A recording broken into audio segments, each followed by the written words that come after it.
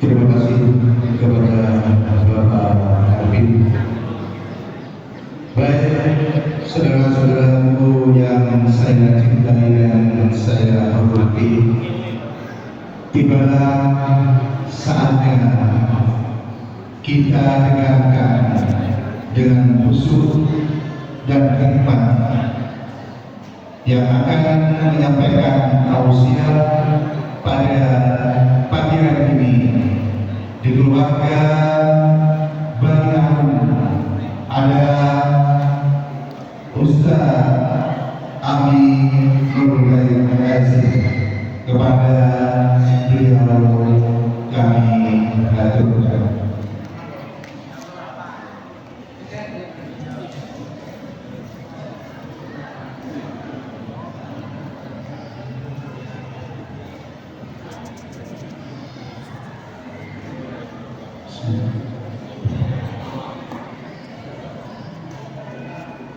Assalamualaikum warahmatullahi wabarakatuh. Alhamdulillahirabbil alamin, wassalatu wassalamu ala asyrafil mursalin nabiyina wa maulana Muhammadin wa ala alihi wa sahbihi ajma'in. Wa asyhadu an la ilaha illallah wahdahu la syarika lah wa asyhadu anna Muhammadan abduhu wa rasuluh sallallahu alaihi wa ala alihi wa sahbihi wa man tabi'ahum bi ihsanin ila yaumil din. Kepada teman-teman Bapak Bapak Ibu, keluarga Bani Al-Mu'minin, mungkin Allah Subhanahu wa taala akan barokah dan memberikan kita rahmat yang melimpah. Sewu, karena di sini ada banyak sekali keluarga kita yang berasal dari aneka bangsa dan aneka rasa. Terus pulau mengagum bahasa NKRI mau. Alhamdulillah, puji syukur kita haturkan kehadirat Allah Subhanahu wa taala.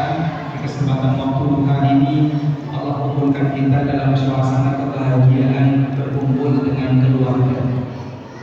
Dan sebenarnya menurut saya itu cara kalau acara inti dalam sebuah forum kumpul keluarga itu acara kumpul. Ini pengajian ini mau beramai. Pengajian ini hanya sifatnya pelengkap saja. Kalau dulu ada Pak Kiai Haji Nur Hamid yang beliau sering memberikan tausiah kepada kita semua sebagai sesepuh bagi kita semua. Kemudian ada Bapak Dr. Najib Hamid rahimahullah ta'ala. Kemudian ada juga Bapak Dr. Mubin yang saat ini sedang berhalangan karena beliau di Jakarta. Jadi caranya nanti buat dan rumput, rumput Jepang jadi. Niki saya sebenarnya tidak layak untuk menyampaikan sesuatu di hadapan Bapak Ibu semua, karena saya yakin Bani Arwah ini yang turunannya jadi ulama banyak, sehingga ini kalau dikasih pengajian Muyai Segoro, Muyai Segoro bahasa Malaysia apa? Betul ada terjemahannya? Tidak ada terjemahannya. Muyai Segoro. Tahu nggak artinya?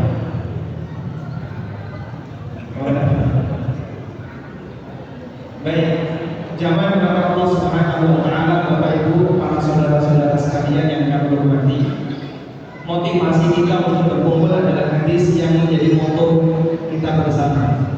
Dipampang di atas agar semuanya bisa membaca, sehingga waktu kita datang niatnya dalam rangka untuk mengambil sisi celah ibadah. Allah Subhanahu wa taala memberikan janji melalui lisan Nabi-Nya sallallahu alaihi wasallam, "Man ahabba an yusama lahu fi rizqihi wa yumsa'a lahu fi atharihi falyasil rahimah." Sapa wong sing seneng, siapa yang ingin rizkinya dilapangkan, kemudian usianya ditunda. Yunsa itu artinya ditunda. Usia ditunda tegese dia diberi umur yang panjang. Siapa yang ingin rizkinya dilapangkan dan umurnya ditambah oleh Allah Subhanahu wa taala, falyasil rahimah, maka hendaknya dia lakukan silaturahmi. Para ulama mengatakan itu. Makna dari hadis ini itu ada dua. Makna dari hadis yang kita baca ini quoted kali.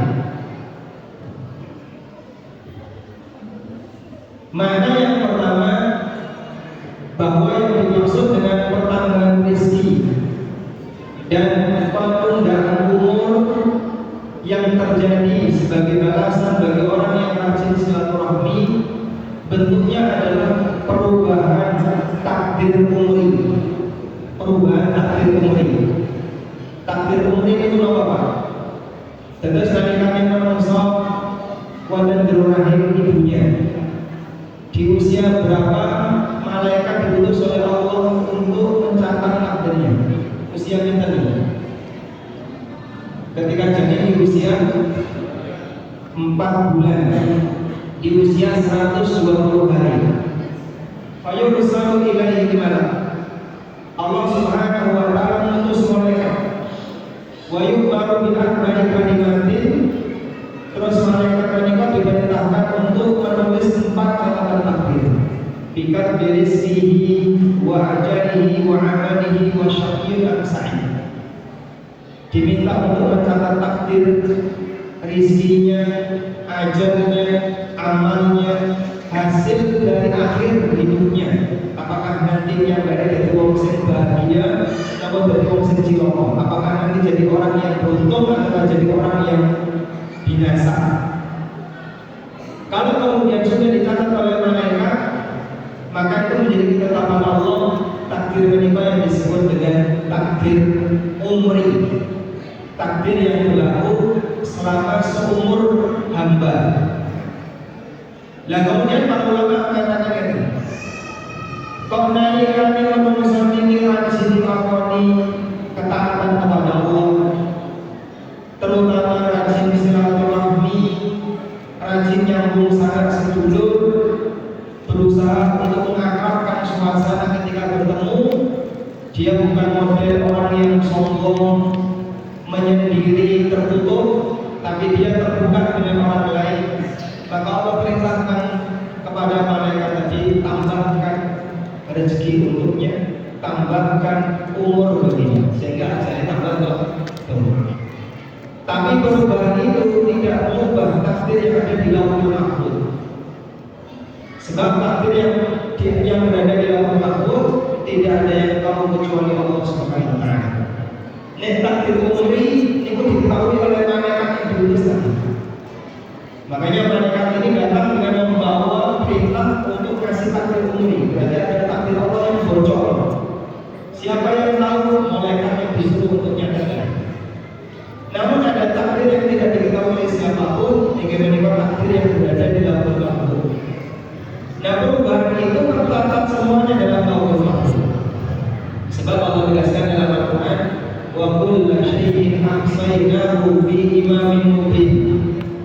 Sedaya yang terjadi di alam ini telah kami catat di imam yang mubin, di imam yang nyata, maksudnya adalah lauhul mahfuz.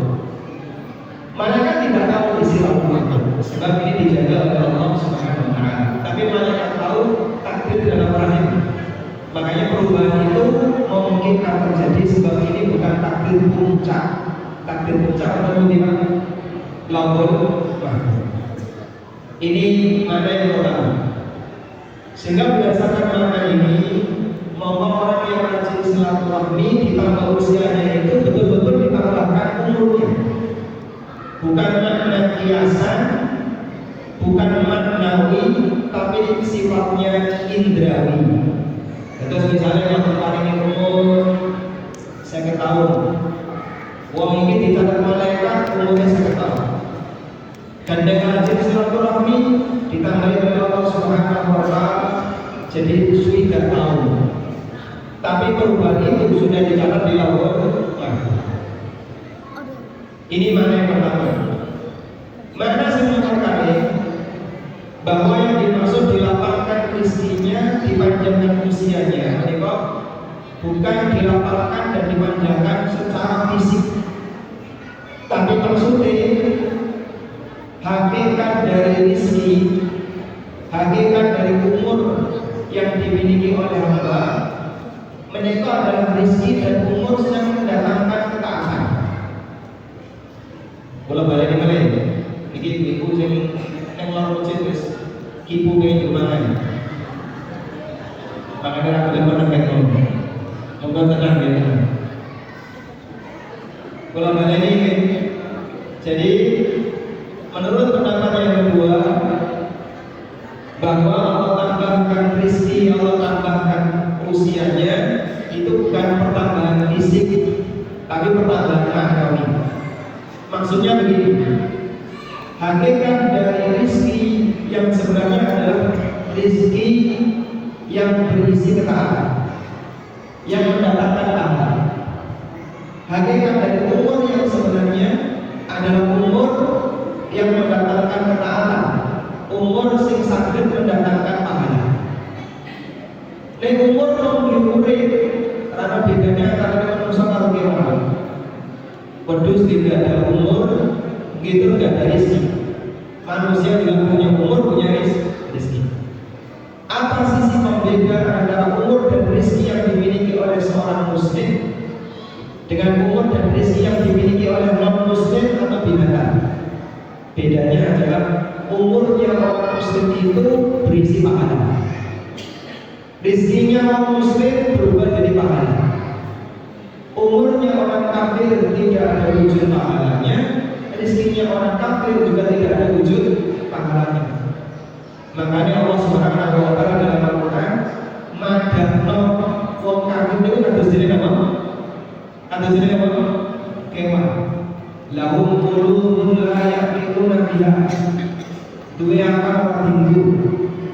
Walau azan la yasma'una biha. Duwe kuping ora tinggu kula. Walau absarun la yusbarun 'ala la yusiruna biha. Duwe mata duwe mata ora tinggu nyawa. Ulaika al-an'am bal hum aqallu sabila. Menurut surah Al-Baqarah ini seperti hewan, bahkan lebih sesat daripada binatang, karena yang Allah berikan kepadanya sing rupane umur, sing rupane rezeki tidak digunakan untuk menambah ganjaran, tapi malah nambah itu dosa. Hewan yang duwe umur, bahkan bisa jadi binatang itu lebih panjang umurnya daripada manusia. Demikian pula hewan juga punya rezeki. Bahkan ada makanan binatang yang lebih mahal daripada makanan manusia. Tapi pembeda antara umur dan rezeki seorang muslim dengan yang dimiliki oleh non-muslim ada padanya. Karena itu silaturahmi itu ibadah atau ibadah? Ibadah atau ibadah? Ibadah. Karena silaturahmi termasuk di antara bentuk ibadah, ketaatan kepada Allah Subhanahu wa taala. Sebab ini Allah perintahkan dalam Al-Qur'an, maka orang yang menggunakan hartanya dan menggunakan waktunya untuk silaturahmi, insya Allah dia menghasilkan pahala dari waktu dan rezeki yang dia miliki. Makanya kalau jenengan datang ke sini, aku suka jalan saya sendiri akan ngomong. Berarti sing teko paling awal ganjarane paling nggih terus. Ganjarane paling kathah. Meskipun jenengan ngene waktu mundur-mundur nang sapa-sapa. Enggak apa-apa. Jenengan datang ke sini tepat waktu acara belum dimulai ngomong panitia sing kalau itu. Ini pangapunten insyaallah karena panitia ingin memberikan banyak pahala kepada para jemaah, kepada para keluarga sekalian. Menika berkaitan dengan makna dari hadis yang menjadi moto kita bersama, dan kita berharap mugi pertemuan yang kita lakukan saat ini menjadi pertemuan yang diberkahi oleh Allah Subhanahu wa taala, yang mendatangkan rahmat dari Allah, sebab tujuan kita di sini adalah silaturahmi. Ini jauh dari Sarawak, dari Kucing.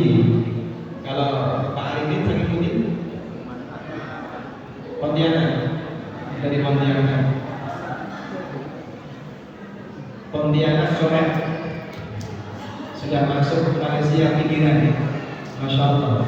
Saya yakin biaya yang dikeluarkan lebih besar, dana yang dikeluarkan lebih besar, dan insya Allah tidak ada yang sia-sia, sebab tujuan kita adalah tujuan yang mulia, nyambung silaturahmi. Wallahu a'lam. Tunjukkan ya, cara contohnya apa? Cara kita musik penting bahwa acara inti adalah acara untuk. Makanya yang akan saya terakan kiranya pun dengan mungkin Pak Somo, mungkin apa yang kita bahas ini bermanfaat. Allahumma anfa'na bima 'allamtana wa 'allimna ma yanfa'una wa rzuqna ilma. Wassallallahu ala nabiyyina